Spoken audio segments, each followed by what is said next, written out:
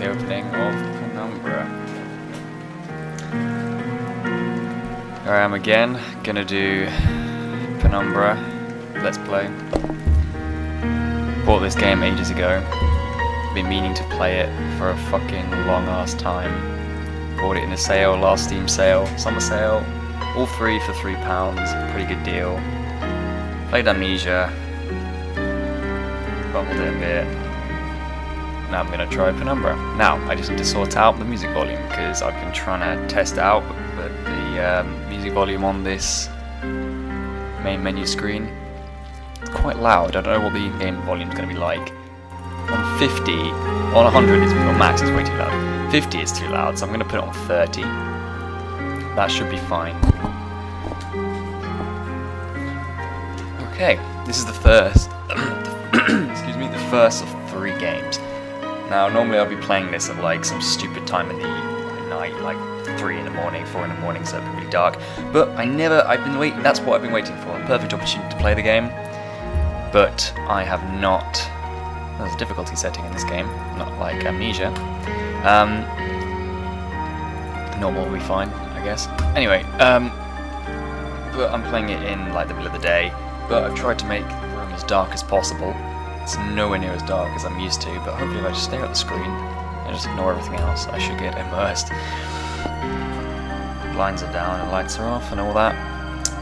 Alright, anyway, I'm just going to make a start on this game because I just want to make a start, because otherwise I will never play it, because that's the problem, getting it to start, because I keep trying to get an opportunity to play it in the evening, but other games keep getting in the way. So, let's do... Oh, what's the point of me choosing a difficulty level if I can just... For players who are bad at action games. This is an action game? I thought it was meant to be like a horror...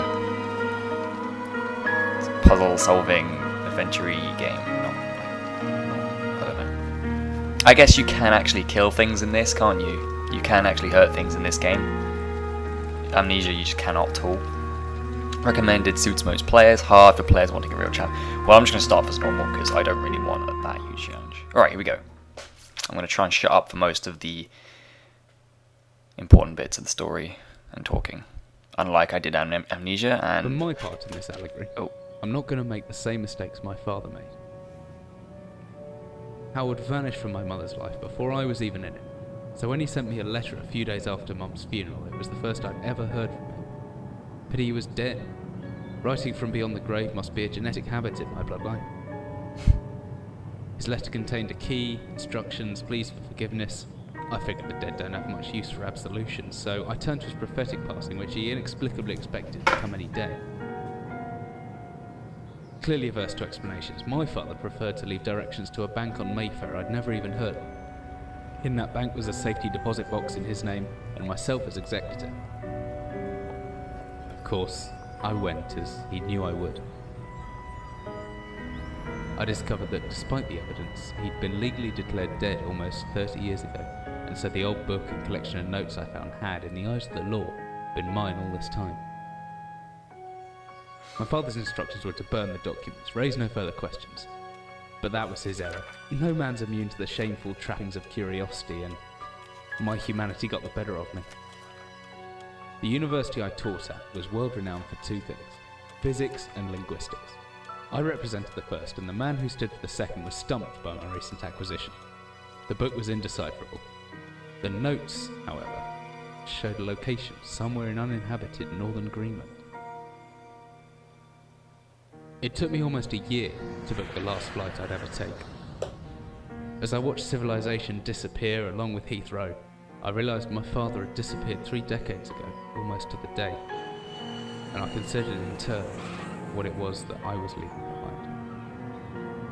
We landed on a strip of ice a few feet wide, and within minutes I was pulling away on a chartered boat, beginning the 12-hour journey that would lead me into my past.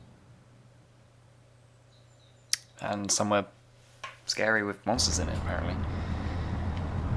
Oh, I start on a boat. Yay! This doesn't look too scary. Finally, we're almost docked. I better stow my gear. I may be far from home, but chances are I can still pick things up using left mouse. And I can still take a closer look at things using right mouse. Alright. I'm quite far from home, but chances are I can still pick things up here, right? Gravity works the same in Greenland, yes? Aha. Ooh, shark. Shark teeth. So what are these? Can I still, oh shit. Oh, right, okay, right. Let me get the bearings of the controls here. They're the same as Amnesia, right? So, yeah, left click. Right click is still throw. Okay, cool. Control is correct. Yeah, the controls are pretty much the same. How do I turn... Oh, yeah, can I still do that? No. Oh, R is meant to rotate it. But instead it fixes the screen and lets me do this. So can I not rotate... Oh yeah, the leaning system. What does T do? Nothing. F? No. Oh no, no, R doesn't do anything. No. Oh, it's toggle, right. So I can press R to toggle on... It's keeping it centered, and R to make it do that. Alright, got you.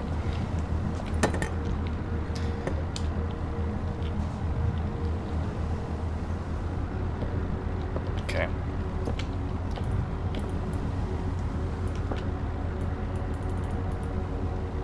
Oh, right click to actually look at stuff like that. Okay, always travel padlock and a key, preferably. Mine's in the inventory. Oh, cool.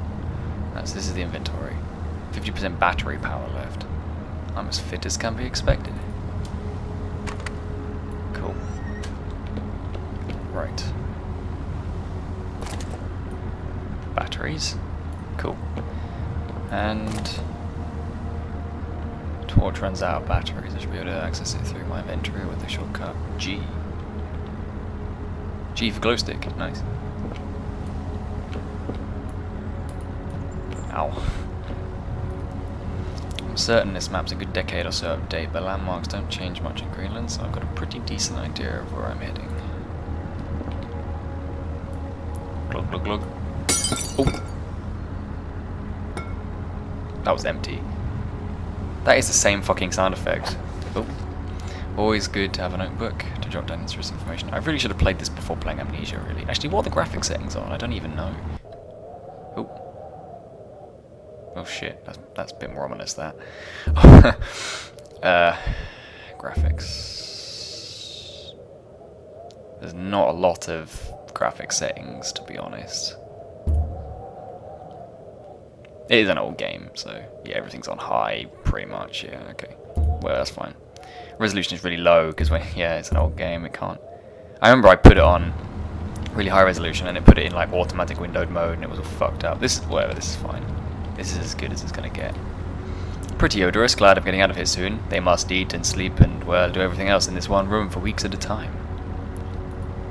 Alright, it's a rickety wooden desk. I can get that drawer open if I just hold the interact button and drag with the mouse. Of course! Ooh, what's that? Oh, it's the flashlight, nice. So that's F, yep, yeah, the lantern. Cool.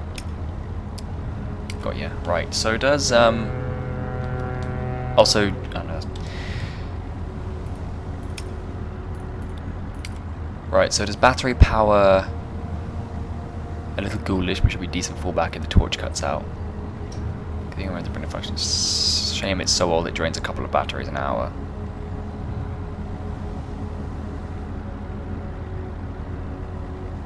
Okay. Oh! Alright, cool, I can put them on hotkeys. Oh shit, it doesn't pause the game when I... Ugh.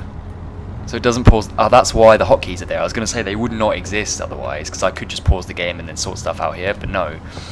Right.